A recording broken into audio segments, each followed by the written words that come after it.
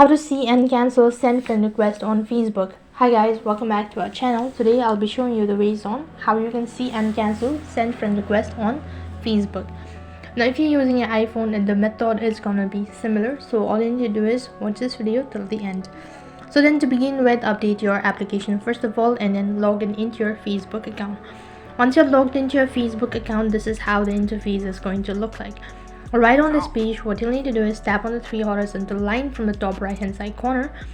Go to friends from the bottom right hand side corner. Here you'll be able to see all of the friends, all of the requests that has been sent to you. To see your request, go to see all from the top right on top.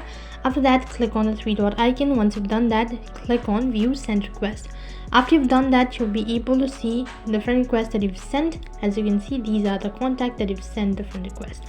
So here you'll be able to see all of the sent friend requests. So basically what you need to do is you'll be able to see the request, click on that you've sent and tap on the cancel button if you don't want to send friend request to that particular contact anymore.